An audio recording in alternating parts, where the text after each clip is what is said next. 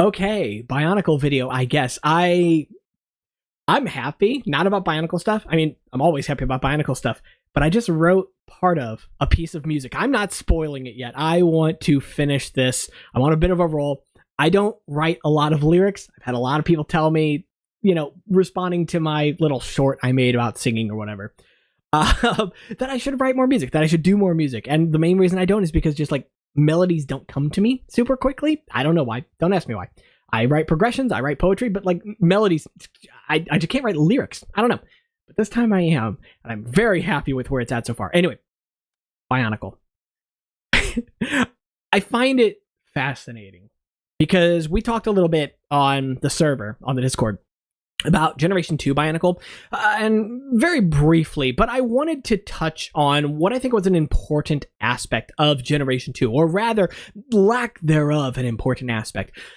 A lot of what I think really helped to sell Bionicle in its first few years was the air of mystery, but the depth of characters. Because we were in a place where we didn't know a lot about the story, and the story itself, for the most part, was pretty bare bones. You were basically told what exactly was happening. There wasn't a lot of depth in the story itself, which was fine. Obviously, there was some through media, through the Imnog game, through comics and things like that. Like, there were other side stories, different plots and things going on.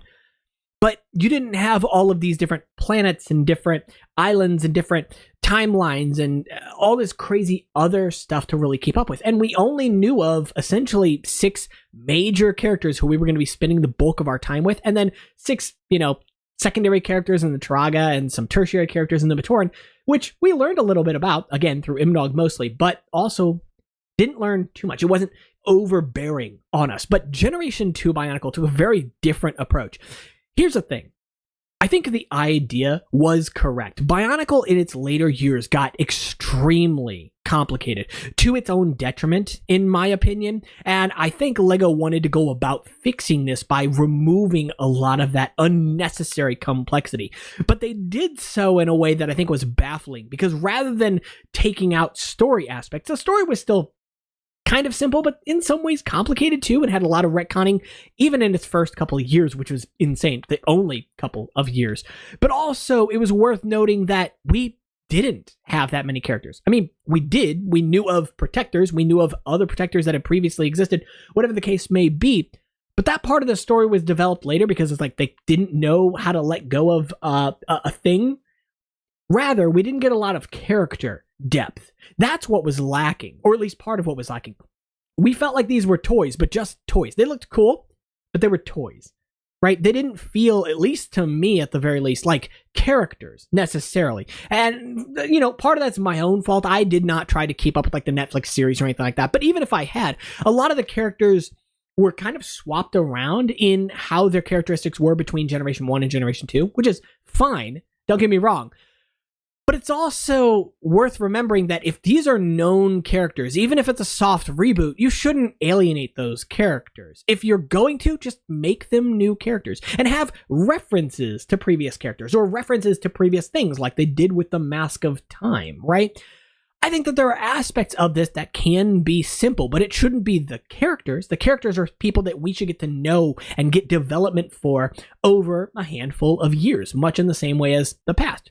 Because that's how all good stories are told. You don't learn everything about a character right away, but you get to know these characters. You get to live in their shoes, right?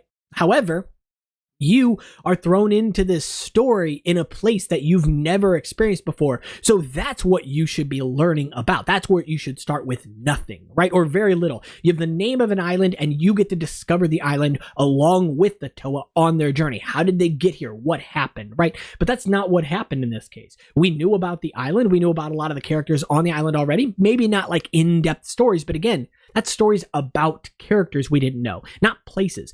So much stuff got retconned, so much stuff got explained and over-explained, and so much in just a 2-year span got so needlessly complicated when it could have been, for all intents and purposes, a light retread. let's say, of the Generation 1 Bionicle story. It's what it should have been. If you're going to commit to using the same characters, retread, at least to some degree, the story. Or, at the very least, take a story that you've always wanted to see these characters play a role in and play that role. Because they do, to a degree, follow some story beats. The Golden Masks, for example. But they're very different.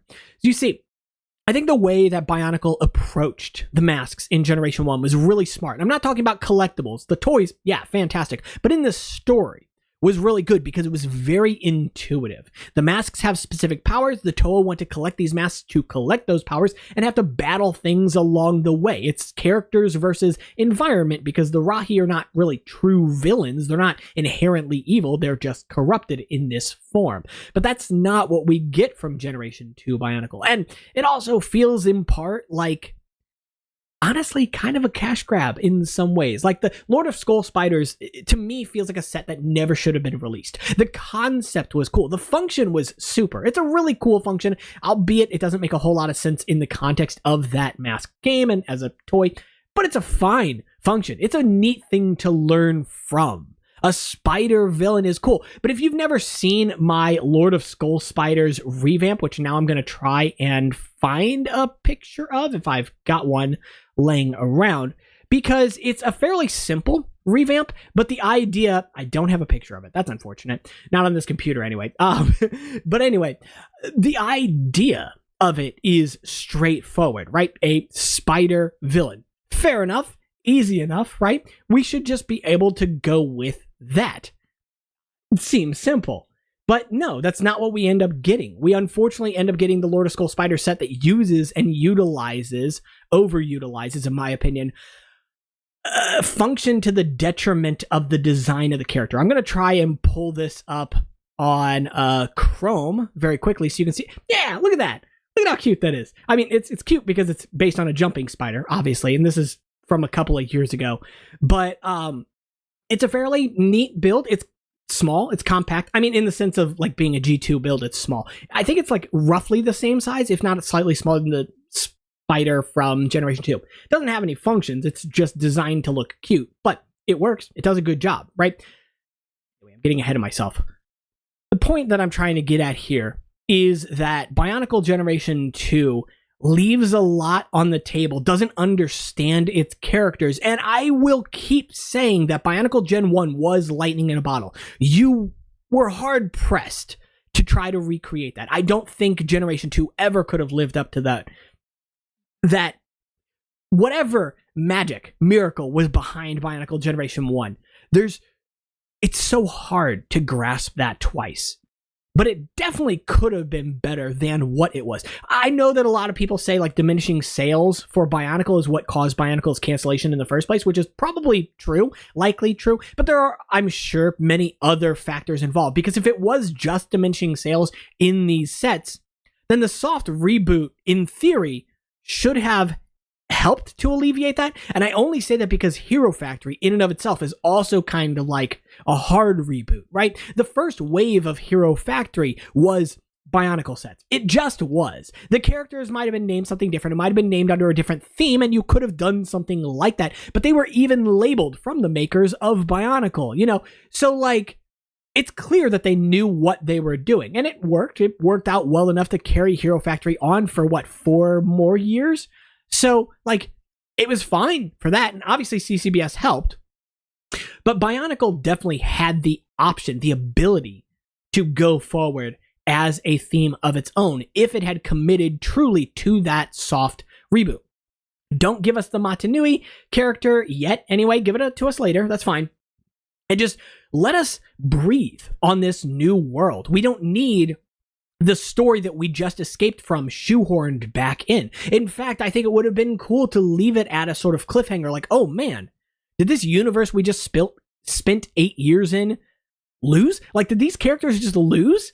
Like, holy crap, that's insane. And then how does this new place play into that? Are they going to have to, like, witness from afar this planet that they see off in the distance? It's like, maybe they think it's their moon. They don't know there's life there. And suddenly they see all these explosions. Like, that would have been cool. That's a neat concept.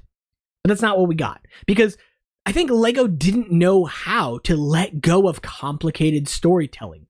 You can work your way up to a complicated story, but you shouldn't start there. I think even like with something like Star Wars, the story of the original Star Wars movie, and I'm not a huge Star Wars fan, so I'm probably going to get this wrong, but at the very least is easy enough to understand, right? I'm talking about just like the first movie, and obviously there are retcons that come after that as well, because it's a big, expansive universe that has went on for decades. But in that point in time, couldn't have known that it was going to be a massive movie, a massive success. In a nutshell, you can't always predict what the future holds, but you can at least try to give yourself the best footing, and Bionicle Generation 2 just wasn't that. It had aspects, absolutely. The mask designs were pretty damn spectacular, some better than others in my opinion, but all of them good designs. Nonetheless, the character designs, each unique in their own ways. Whether or not they reflected the previous characters, again, to each their own. But at the very least, they were cool looking, and they were distinctively, at least, different from what came before. But then the story got complicated, and the colors got messy, and characters' personalities swapped around. We didn't even get the names of protectors until like later on when people complained, like, what the hell are you doing? Why is it that characters are the people we're not knowing now? I mean, you can leave it up to like, oh, well, it's a mystery. These characters are hiding a secret. That's why we don't know their names. And that's a neat concept. That's not what we got. That was never the point. They just didn't give them names because they wanted the simplicity of, oh, they're just characters. They're just protectors. It doesn't matter. But it does. These are our heroes. And you should be able to relate to not only the Toa, but all of the characters, good or bad. You know, name them all. Because that name gives them validity. It's important.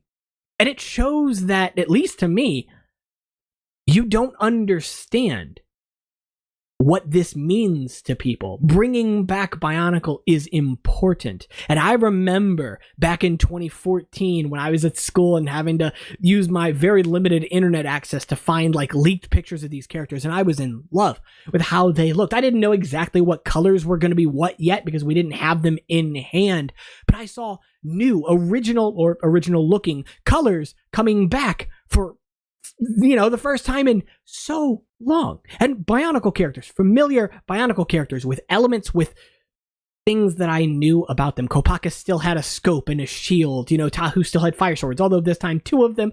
But, you know, he had that in his Nuva form. They were very similar to Lekon swords and using those swords as a shield. So recoloring the pieces like Generation 1 did. It was there. The bones were there. But the designers...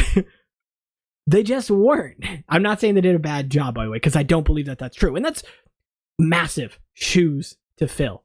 Again, I don't think anybody was capturing Bionicle for a second time. And boy, if they did, I'd be bowing at the feet of my new overlords, you know? Because I love Bionicle. And I love Bionicle G2 for what it's worth. At least aspects of it. I've got Onua, my $15 challenge version, built up there right now. And he's over there looking great with his little hammer pickaxe hybrid, which I have a video of on the channel. Long story short, they're neat sets. They're cool aspects to them as well. Wide Nua, Onua with the big bulky chest, the big strong character. Love that. And then in the second wave, he's no longer big strong anymore. I'm like, what the hell? Anyway, I'm getting ahead of myself. The point is, commitment didn't feel like it was there. And I think if anybody's going to feel that, it's the fans. And so when you're designing a series around these characters the fans are familiar with, you gotta tread carefully. And they just didn't. They didn't get there. They didn't do it quite justice. Anyway, that's going to be it for this one. If you enjoyed the video, please subscribe. It helps the channel out big time. And of course, you can also check out the Discord, Instagram, and Patreon down in the description below. Patreon is really appreciated right now. Kind of struggling, payment, bills, stuff.